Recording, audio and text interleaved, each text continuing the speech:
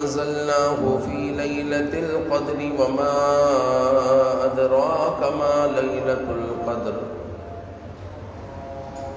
ليلة القدر خير من 1000 شهر إن الله وملائكته يصلون على النبي يا أيها الذين آمنوا صلوا عليه وسلموا تسليما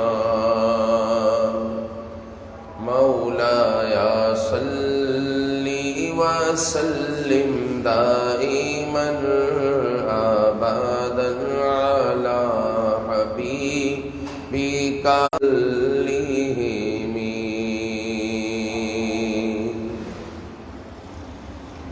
محمد سید الکونین والثقلین والفریقین من عرب ومن عجم یا ربی بالمصطفى بلغ مقاصدنا واغفر لنا ما مضى يا واسع الكرم مولاي صل وسلم دائما أبدا على حبيبك خير الخلق كلهم. الحمد لله بعد رسول اکرم صلی اللہ علیہ وآلہ وسلم نے رمضان سے ایک دن پہلے جو خطبہ ارشاد فرمایا،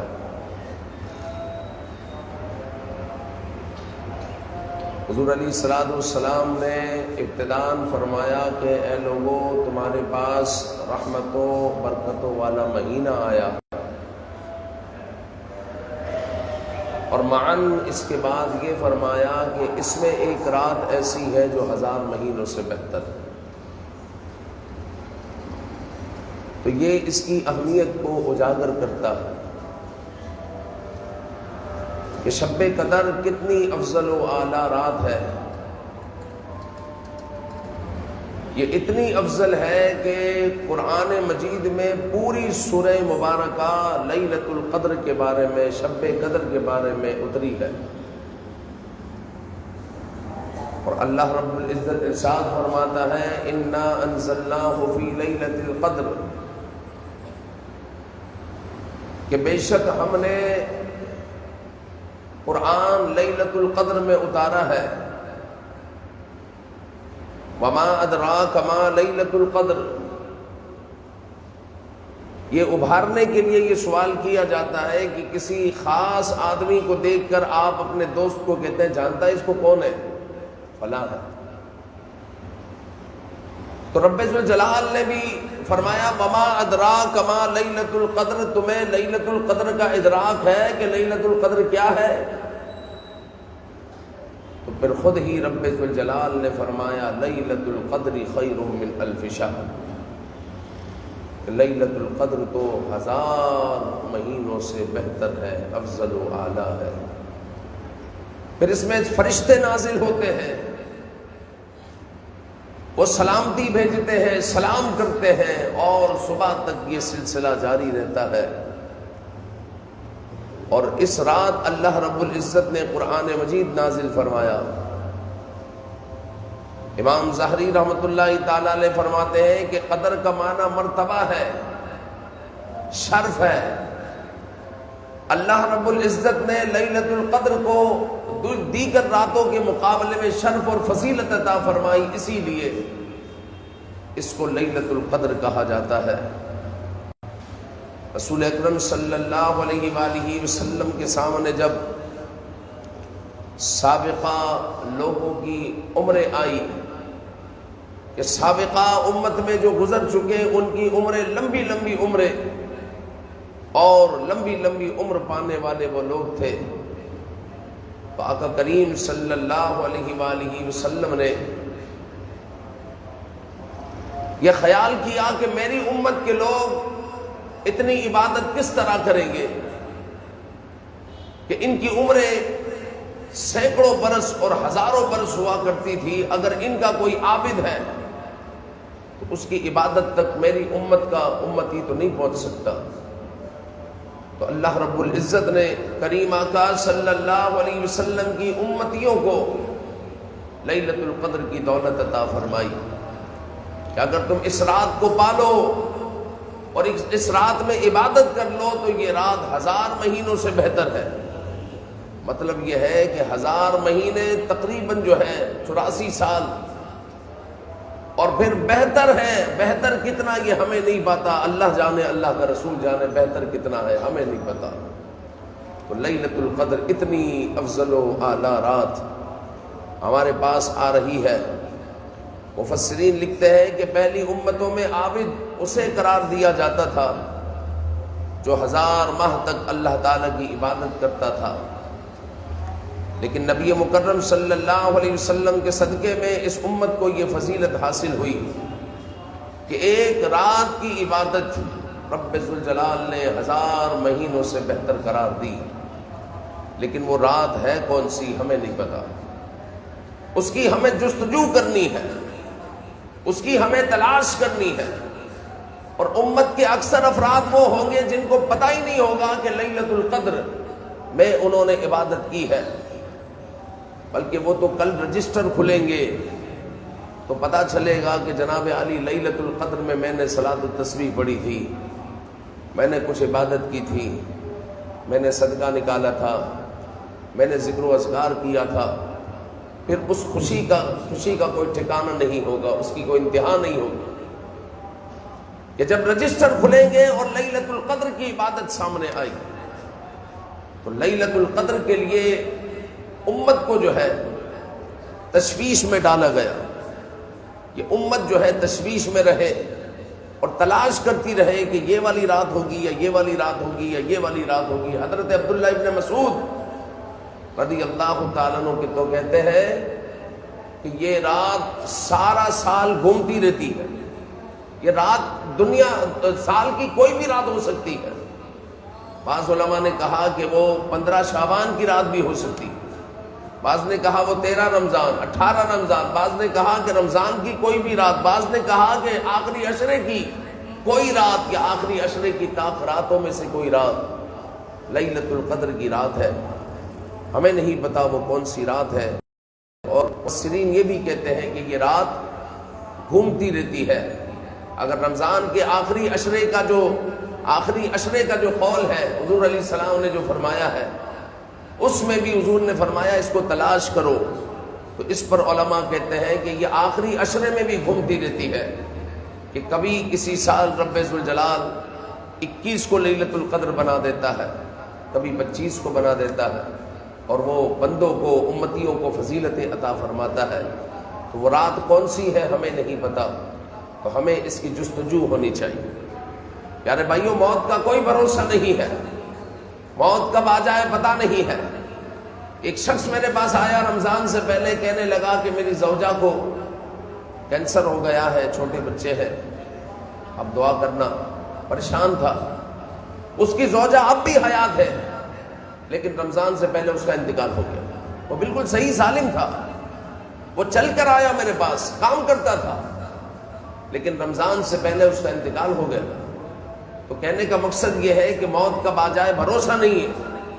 ہو سکتا ہے کہ ہماری زندگی کا آخری رمضان ہو، تو اس رمضان کو ہم آخری رمضان سمجھ کر گزاریں اور لیلۃ القدر کی جستجو ہو، لیلۃ القدر کی تلاش کریں. کہ اس کی اہمیت کا اندازہ آپ یوں لگائیں کہ رب ذوالجلال نے قرآن مجید میں لیلۃ القدر کے بارے میں پوری سورہ مبارکہ نازل فرمائی، پوری سورہ مبارکہ نازل فرمائی ہے. اس کی اہمیت کا اندازہ آپ یوں لگائیں. اور حدیث پاک میں آتا ہے کہ حضرت جبریل امین علیہ الصلاۃ والتسلیم فرشتوں کی فوج کے ساتھ اس رات زمین پر اترتے ہیں. اور فرشتے کتنے ہوتے ہیں؟ زمین پر جتنے کنکر ہیں اس سے بھی زیادہ فرشتوں کی تعداد ہوتی ہے. اور لوگوں سے وہ ملاقات کرتے ہیں. حضرت جبریل کہتے ہیں کہ جن کو بھی اللہ کی عبادت کرتا ہوا پاؤ ان سے ملاقات کرو، مصافحہ کرو، اور جب وہ اللہ کی بارگاہ میں دعائیں کرے تو ان کی دعا پر آمین کہو۔ اور فرشتے یاد رکھو، جس دعا پر فرشتے آمین کہتے تو پھر وہ دعا رد نہیں ہوتی، اللہ تعالیٰ اس کو قبول فرماتا ہے۔ کہ اللہ کے معصوم فرشتے جس دعا پر آمین کہہ دے۔ تو پیارے بھائیو، ایک مرتبہ پھر جو ہے ہمارے پاس یہ عظیم رات آ رہی ہے۔ پھر اس کی علماء نے کئی نشانیاں بھی بتائی ہے، جس طرح جو ہے حضرت سیدنا عثمان ابن ابی العاص کے غلام نے جو ہے ایک مرتبہ کہا کہ سرکار، کشتی چلاتے ہوئے عرصہ ہو گیا، میں کبھی کبھی یہ محسوس کرتا ہوں کہ سمندر کا پانی میٹھا ہو گیا ہے۔ تو آپ کے آقا نے کہا کہ اب میٹھا ہو تو مجھے بتانا۔ تو رمضان کی 27ویں کو وہ آ گئے اور کہنے لگے کہ حضور آج سمندر کا پانی میٹھا ہے۔ تو آپ نے کہا کہ آج ہی کی رات لیلۃ القدر کی رات ہے۔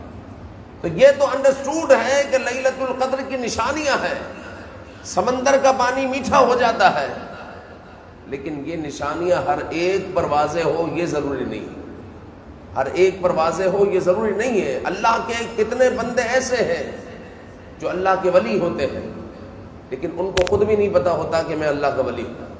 یہ تو کل قیامت میں اس کو پتا چلے گا، ان کو پتا چلے گا کہ اللہ رب العزت نے ہمیں ولایت کے درجے پر فائز کیا۔ اسی طرح کئی ایسے اللہ کے بندے ہوں گے جن کو اللہ نے لیلۃ القدر میں عبادت کرنے کی سعادت عطا کی ہوگی۔ وہ کل قیامت میں جب رجسٹر کھلیں گے تو پتا چلے گا کہ الحمدللہ انہوں نے لیلۃ القدر میں عبادت کی ہے۔ پیارے بھائیوں، رمضان کے عظیم ترین دن، رمضان کی عظیم راتیں، ان ایام اور ان دنوں کو، ان راتوں کو اور ان راتوں کو کے لطف کو پانے کے لیے ہمارے آقا صلی اللہ علیہ وآلہ وسلم نے کبھی اعتکاف نہیں چھوڑا، ہمیشہ اعتکاف کیا۔ یہ اتنے عظیم ترین دن آ رہے ہیں، 21 سے جو شروع ہو رہے ہیں، آخری عشرہ حضور علیہ الصلوۃ والسلام مسجد میں آ جایا کرتے اور پورا عشرہ مسجد میں گزارا کرتے، اعتکاف میں گزارا کرتے۔ تو میں آپ کو کہہ رہا ہوں کہ ہو سکتا ہے یہ زندگی کا ہمارا آخری رمضان ہو اور ہم رمضان کے عظیم ترین ایام میں داخل ہو رہے ہیں، لہٰذا ان دنوں کی قدر کریں اور لیلۃ القدر کی جستجو کریں۔ لیلۃ القدر کی جستجو صرف ایسا نہیں کہ اعتکاف بیٹھا ہوا ہے بس وہی کرے گا، ہم بھی تو کر سکتے ہیں۔ اگر کوئی کسی وجہ سے اعتکاف میں نہیں بیٹھتا تو کوئی بات نہیں، تو وہ کچھ نہ کچھ رات کو روزانہ عبادت کر سوئے، کچھ نوافل ادا کر لے، کچھ اللہ کا ذکر کر لے، کچھ درود پڑھ لے، کچھ کلام اللہ پڑھ لے، اور کچھ اللہ کی راہ میں صدقہ و خیرات کر دے۔ فی الحال کوئی نہیں ہے جس کو دے تو الگ سے 100 200 500 روپیہ لے کر آپ نے رکھ دیا، اور باہر جب نکلیں گے تو کسی ضرورت مند کو دے دیں، مسجد میں ڈال دیں، مدرسے میں ڈال دیں، آپ کی مرضی۔ تو اس طرح جو ہے لیلۃ القدر میں جب کچھ نہ کچھ عبادت کریں گے تو مجھے بتائیں کل قیامت میں جب رجسٹر کھلیں گے اور اس میں یہ تھوڑی سی بھی عبادت نکل آئی کہ اس نے لیلۃ القدر میں یہ کیا تھا، تو بتائیں خوشی کا کیا ٹھکانہ ہوگا۔ اللہ تعالیٰ نے ہمیں لیلۃ القدر عطا کی ہوگی، تو ان راتوں کو ضائع نہ کریں۔ آج تو حال لوگوں کا یہ ہو گیا کہ باہر کے کسی آدمی کو، کافر کو لا کر اگر پاکستان میں لا کر اس وقت کھڑا کر دیا جائے، خصوصاً کراچی میں، وہ کہے گا کہ آج کل مسلمانوں کے کوئی کھانے پینے کے دن چل رہے ہیں، ہر جگہ کھانے پینوں کے اسٹال لگے ہوئے ہیں، راتیں جو ہیں پر رونق بنی ہوئی ہے، لوگ بس کھا پی رہے ہیں، اس میں اپنے وقت کو صرف کر رہے ہیں۔ رمضان کھانے پینے کا مہینہ نہیں ہے، رمضان عبادت کا مہینہ ہے۔ امام بخاری رضی اللہ تعالیٰ نے پورا سال بزنس کیا کرتے تھے، دین کا کام بھی کرتے تھے، کپڑا بھی بیچا کرتے تھے، لیکن رمضان میں آپ کلوز کر دیتے تھے اور آپ کہتے تھے کہ رمضان تو عبادت کا مہینہ ہے، رمضان تو عبادت کا مہینہ ہے، اور رمضان کو آپ اپنے معاملات کو ختم کر دیا کرتے تھے۔ تو یہ جو ہے بزرگان دین کا طریقہ تھا، لیکن ہم جو ہے کھانے پینے میں لگ جاتے ہیں۔ تو رمضان کے اہم ترین دن میں ہم داخل ہونے والے ہیں۔ پھر آقا کریم صلی اللہ علیہ وآلہ وسلم نے ایک مرتبہ 20 روزوں کا اعتکاف فرمایا، اور سرکار دو عالم صلی اللہ علیہ وآلہ وسلم نے پھر فرمایا کہ لوگوں، میں نے پہلے روزے سے تو 20ویں روزے تک لیلۃ القدر کی تلاش کی ہے، لیلۃ القدر اس میں نہیں ہے، لہٰذا رمضان کے آخری عشرے میں لیلۃ القدر کی تلاش کی۔ تو حضور علیہ الصلوۃ والسلام پھر اعتکاف ہمیشہ کیا کرتے، تو آج لوگ اعتکاف بیٹھ رہے ہیں، اعتکاف کر رہے ہیں، تو اعتکاف عبادت ہے۔ اور اعتکاف کے بارے میں حضرت ام المؤمنین حضرت عائشہ صدیقہ رضی اللہ تعالی عنہا فرماتی ہے کہ رسول اکرم صلی اللہ علیہ وآلہ وسلم رمضان المبارک کے آخری عشرے یعنی آخری 10 دن اعتکاف کیا کرتے، یہاں تک کہ آپ نے ظاہری پردہ فرمایا، ہمیشہ آپ نے اعتکاف کیا۔ اور سرکار دو عالم صلی اللہ علیہ وآلہ وسلم نے فرمایا جو اللہ کی خوشنودی کے لیے 1 دن کا اعتکاف کرتا ہے، اللہ تعالیٰ اس کو جہنم سے دور کر دیتا ہے، اتنا دور کہ اس کے درمیان 3 خندقوں کو حائل کر دیتا ہے، اور ہر خندق جو ہے مشرق و مغرب کی دوری پر واقع ہے، یعنی اتنی بڑی بڑی خندقیں ہوتی ہیں، اور رب ذوالجلال جہنم کو اتنا دور اس سے کر دے گا جو مسجد میں 1 دن کا اعتکاف کرے گا۔ تو یہ تو 10 دن ہے، 10 دن ہے، تو جس سے ہو سکے اعتکاف کرے۔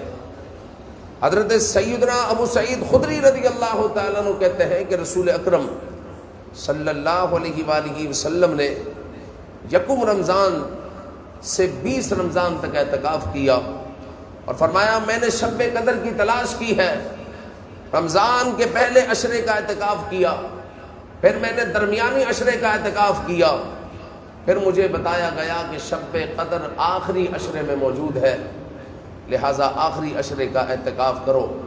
تو حضور علیہ الصلوۃ والسلام تو جو شخص میرے ساتھ اعتکاف کرنا چاہے تو وہ کرے، حضور نے یہ فرمایا۔ صحابہ کرام رضوان اللہ علیہم اجمعین بھی اعتکاف کیا کرتے۔ حضور نے یہ بھی فرمایا کہ جو رمضان المبارک کے 10 دن اعتکاف کرے گا، اللہ تعالیٰ اس کو 2 عمرے اور 2 حج کا ثواب عطا فرمائے۔ تو آج مغرب سے پہلے پہلے مسجد میں پہنچنا ہوتا ہے، یعنی 20 رمضان کو، اور 10 دن مسجد میں گزارنے ہوتے ہیں۔ یہ سنت اعتکاف ہے، جس سے ہو سکے ماہ رمضان کا اعتکاف کرے، ماہ رمضان کے یہ مبارک ایام آپ مسجد میں گزارے جس سے ہو سکے، اور جس سے نہ ہو سکے تو پھر اس کو چاہیے کہ وہ روزانہ کچھ نہ کچھ اللہ تعالیٰ کی عبادت کر کر سوئے۔ جس طرح میں نے آپ کو بتایا کہ موت کا کوئی بھروسہ نہیں، حضور علیہ الصلوۃ والسلام نے فرمایا کہ میری امت کو پتہ چل جائے کہ رمضان کیا چیز ہے، تو میری امت تمنا کرے کہ کاش سال ہا سال رمضان ہی رمضان ہو، ہم پورا سال روزہ رکھنے کے لیے تیار ہے۔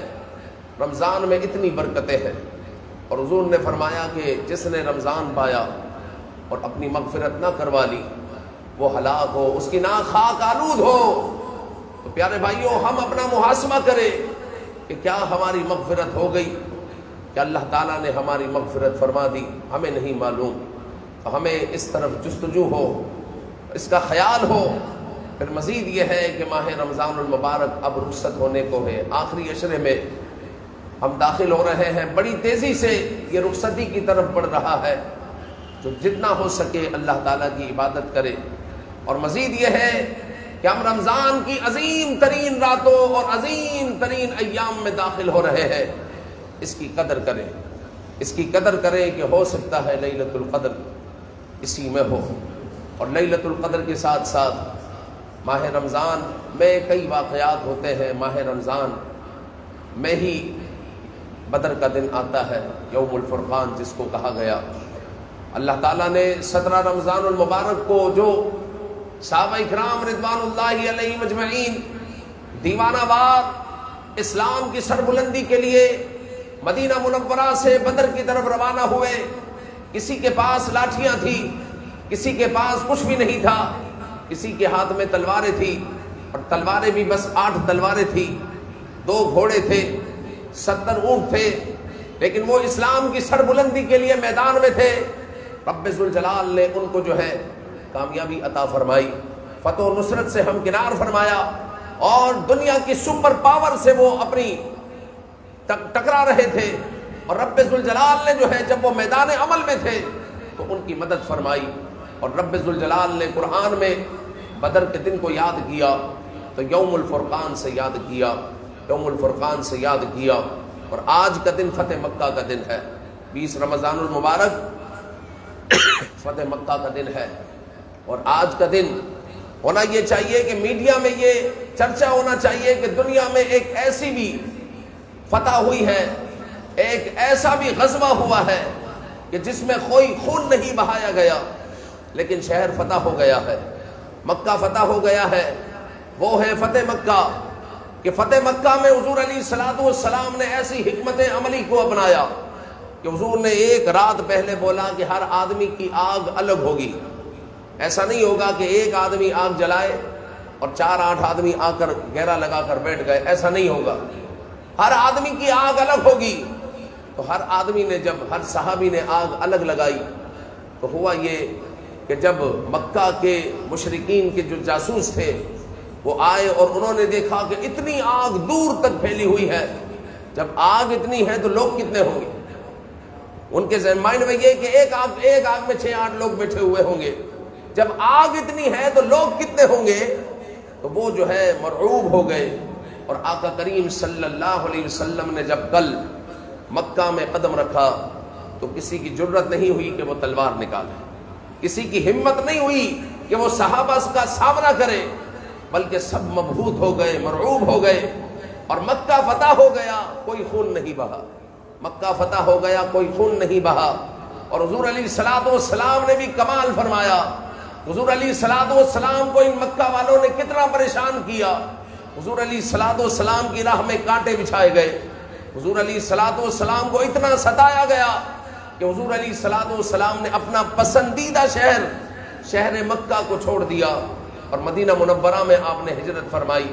ان مکہ والوں کی وجہ سے آج ان سے بدلہ لیا جا سکتا ہے، لیکن حضور علیہ الصلوۃ والسلام نے فرمایا کہ جس طرح یوسف علیہ السلام نے اپنے بھائیوں کو معاف کر دیا تھا، آج میں نے بھی تمہیں معاف کر دیا۔ جو ہتھیار پھینک دے، جو کعبے میں داخل ہو جائے، جو ابو سفیان کے گھر میں داخل ہو جائے، ہم نے اس کو معاف کر دیا۔ آقا کریم صلی اللہ علیہ وسلم نے عام معافی کا اعلان کیا۔ تو آج فتح مکہ کا دن بھی ہے۔ رب ذوالجلال مسلمانوں کو فتح مکہ کے صدقے طفیل اور شہدائے بدر کے صدقے طفیل عروج عطا فرمائے۔ اللہ رب العزت عالمی سطح پر ہمیں کوئی ایسا لیڈر عطا فرمائے جو عالم جہاد بلند کرے، عالم جہاد بلند کرے اور ہر طرف اسلام چھا جائے۔ اللہ رب العزت اسلام کے نور سے، ایمان کے نور سے ہمارے دلوں کو منور فرمائے اور ہمیں ایمان پر استقامت عطا فرمائے۔ آمین بجاہ النبی الامین صلی اللہ علیہ وآلہ وسلم۔